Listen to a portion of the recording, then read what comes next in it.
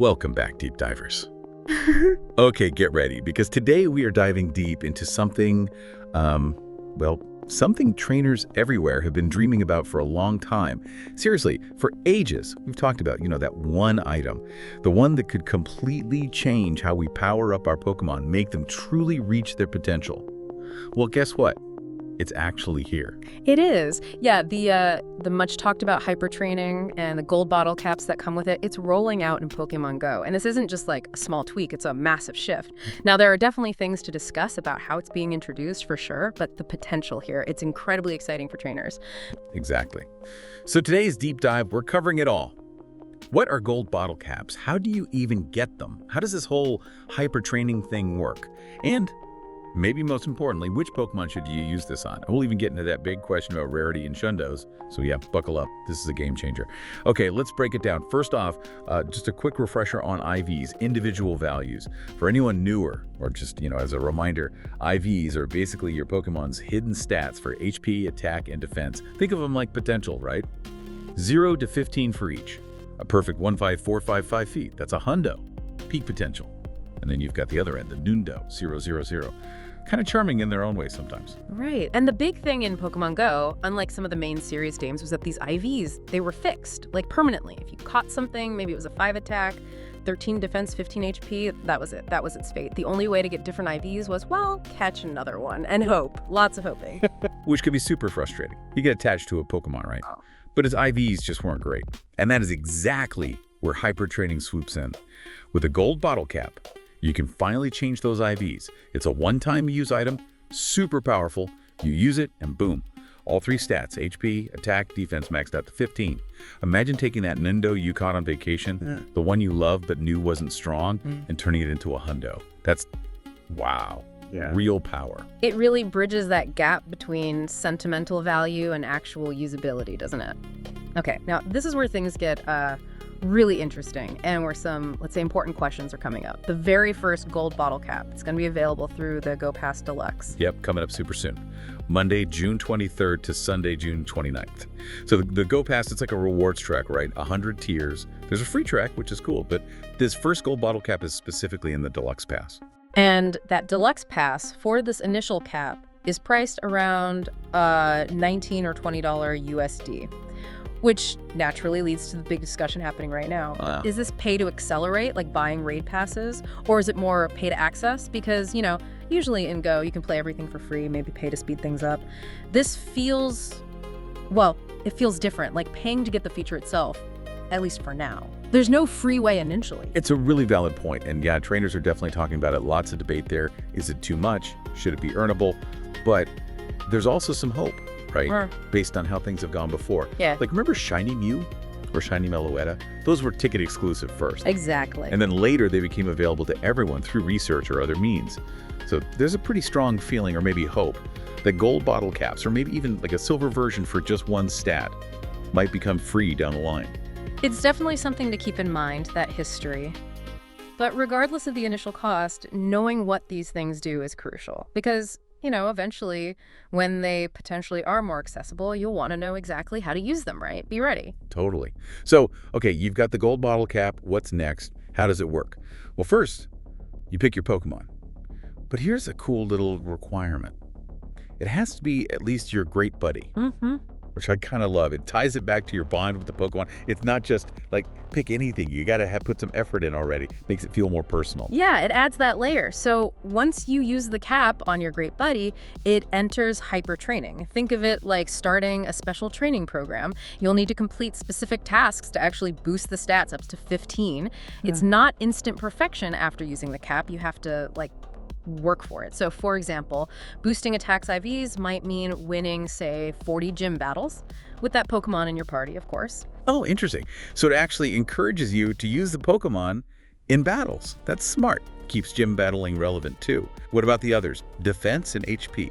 So for defense, it could be something like catching 30 Pokemon while it's your active buddy.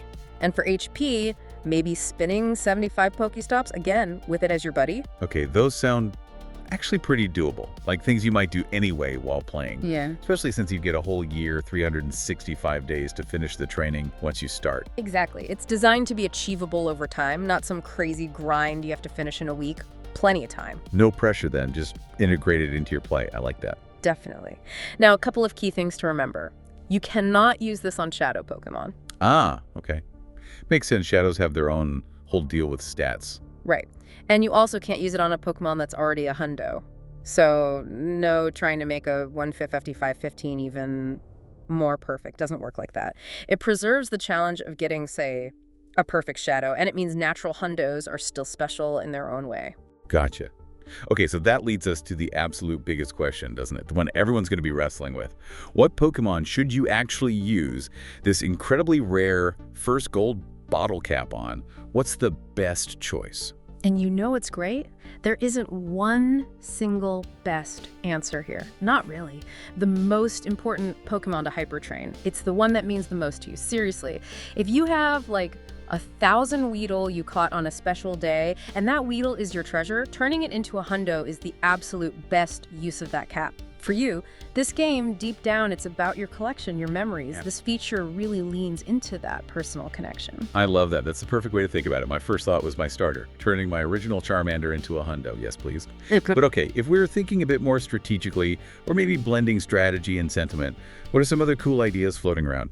Well, besides starters, there's the mythical Pokemon, right? The ones you only get one of. Oh yeah, that's a huge one. Like Victini, Mew, Jirachi, Volcanion, Meloetta, Zygarde even. People always complain, oh man, my one Mew has terrible IVs. Well, now you can fix it. Perfect your unique mythical. That feels pretty impactful. Definitely a top contender for many, I'd imagine. Getting a bad IV mythical always felt a bit unfair. This corrects that. Totally. And then the other big one, turning a shiny you love into a Shundo, a perfect shiny Hundo. Since you have that whole year, you can pick any shiny you have, even if its IVs are like abysmal right now, and just slowly work towards making it perfect. Maybe that shiny Rayquaza you finally got, or like you said, a cool event shiny with a background like that Zamazenta from Paris Go Fest.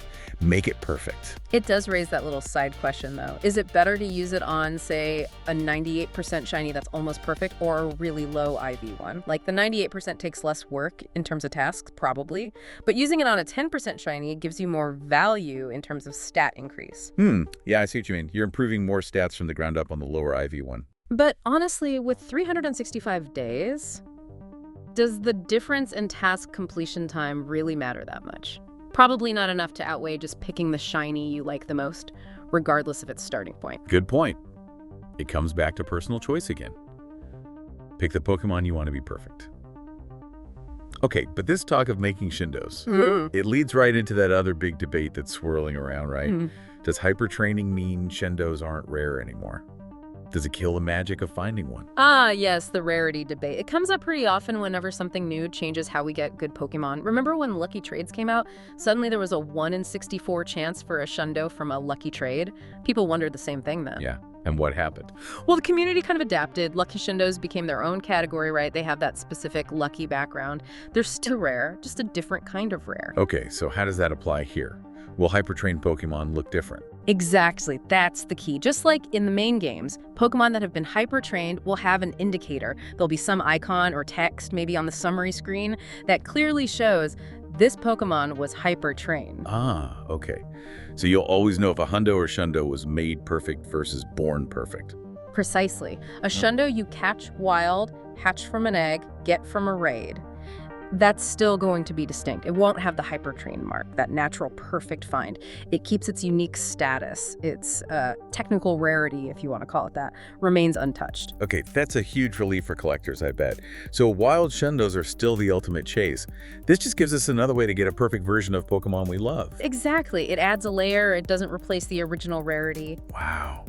Okay, what a journey through gold bottle caps and hyper training. It's clear this is, well, it's massive for Pokemon Go. Bringing this feature over from the main series, giving us that control, it's something else. It really is. My biggest hope now, honestly, is that while, yeah, it's starting out paid, that we see free ways to get these caps sooner rather than later. Making it accessible to everyone, regardless of whether they buy the pass, would really make this feature feel fully integrated and fair for the whole community. Absolutely. Couldn't agree more. Fingers crossed for that. But the potential is undeniable. Perfecting that Pokemon you've treasured forever, your starter, that one mythical, a favorite shiny hair, it's finally possible. So the real question now is for you listening. What does this mean for your journey? Which Pokemon gets that first gold bottle cap? Are you fixing a Hundo, perfecting a starter, making a Shundo, or maybe boosting a top-rate attacker? The choice is yours. And that's pretty exciting stuff. Thanks for diving deep with us today. We'll catch you on the next one.